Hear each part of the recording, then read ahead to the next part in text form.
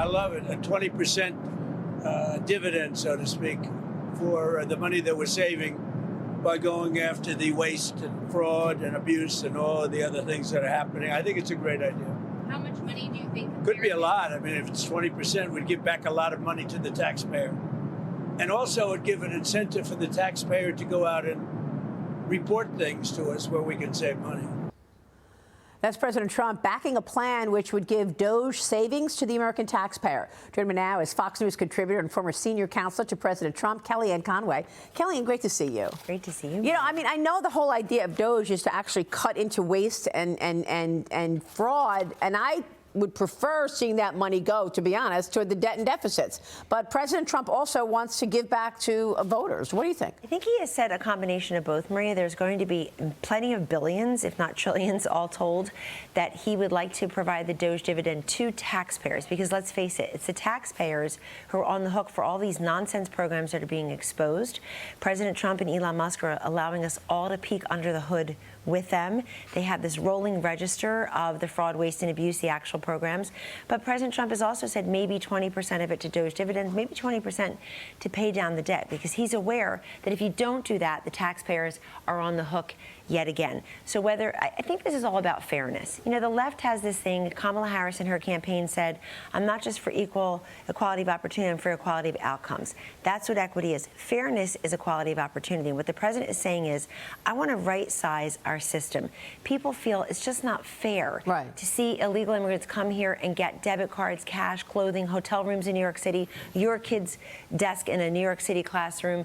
And he's saying, I want to be more fair to those who are paying their fair share into the system. I mean, it's brilliant. People are celebrating it. Look at that recent CBS poll saying 53% of Americans actually agree with and are happy with President Trump right now. They are, and his approval ratings have never been this high. And most presidents get what you call a honeymoon period, but President Trump didn't last time because people were still skeptical and they had been embarrassed. They not only did they not want him to win, but they had predicted that he wouldn't win, so they embarrassed themselves. This time, they're giving President Trump the space and the grace to succeed because they saw what he did last time in terms of just what we had in 2019 pre-COVID. Maria, the interest rates, the unemployment rates, the consumer confidence, small business confidence. In fact, 71% of new jobs, the government said, went to females in that year. And so all that told, we want to get back to that. Also, Donald Trump promised they broke it, I'll fix it. And he also, I think the adjunct to that, Maria, is they neglected it, I'll tackle it. So they are playing a little wait and see. I think the higher number on all these polls that animates me is he basically has tripartisan support, and they measure, is he keeping the promises he made? So these weren't typical campaign promises of a conventional politician.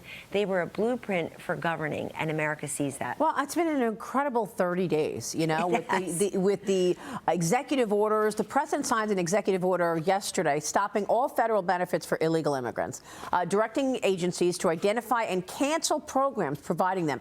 Trump also throwing support behind the House budget resolution plan, once again pushing for what he calls one big, beautiful bill. The Senate, though, is on this two-track system. It's preparing a vote on its own two-part budget plan later today, prioritizing money for the border and prioritizing money for defense, but not including tax cuts. Here's the president yesterday on that watch.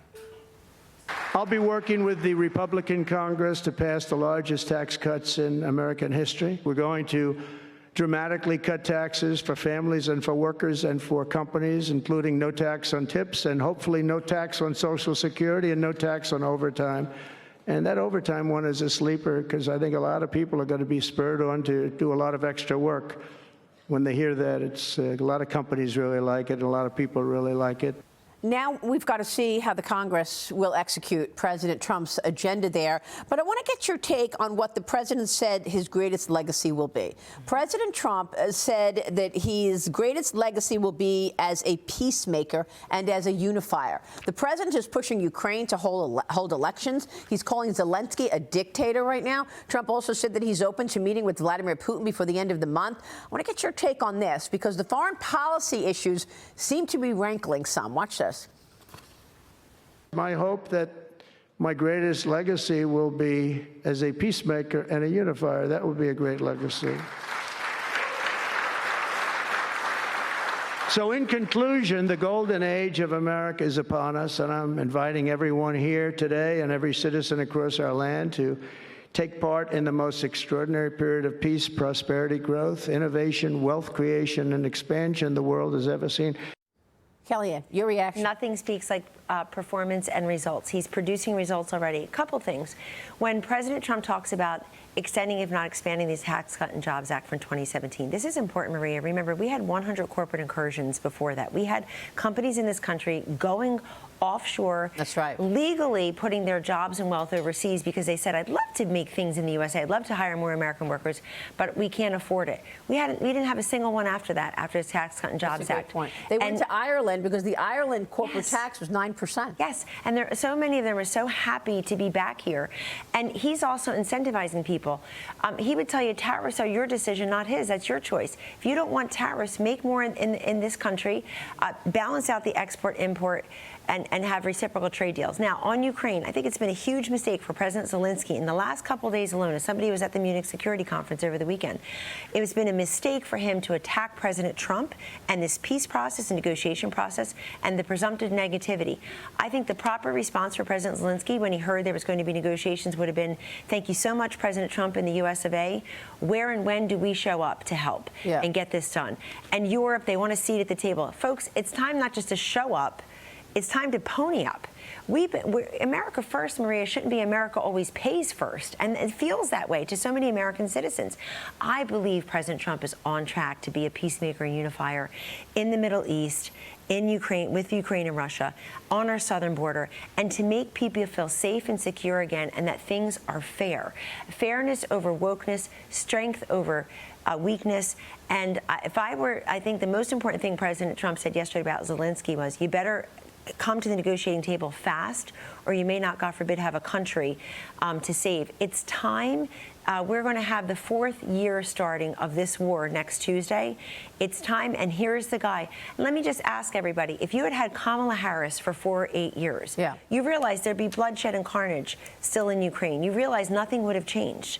Nothing would have, and Keith Kellogg, the president's special envoy for Ukraine and Russia, spoke at a luncheon in Munich, and he made news there. He said, here's our plan, and he was asked by the, I thought, fusspot moderator trying to trap him, and he was great. And General Kellogg said, no, I don't think that Europe should expect to be at the table. We're going to take this on. Of course, their interests will be expressed there, but you know it takes American leadership. You know it does. Well, I thought it was a brilliant idea to get some stake in the rare earth minerals extraction. Of course. And yet, when Secretary Bessent went there, Zelensky apparently was sleeping. He should have, listen, they should have counteroffered. And there is some, I think Secretary Bessent, even as recently as this morning, Maria, said 2 very important things we should reflect. Number one, he said he was told that President Zelensky was going to go sign that document in Munich, where he met with Zelensky met with Vice President Vance. That document has not been signed. By the way, if somebody offers you something, you don't like the terms, counter offer. You don't just walk away. That's number one. Number two, just this morning, Secretary Bessent said everything Donald Trump is doing is disinflationary. This is important, Maria, with the Fed coming up, because you've got to price in to the tariffs. You've got to price in dereg. You got to price in a smaller federal government footprint after DOGE, less government spending, Tax Cut and Jobs Act, energy dominance. All that needs to be priced in. That's the deflationary part. No doubt about it. Kellyanne, it's great to see you. My pleasure. And I'll see you a little later. Kellyanne Conway. We'll be right back.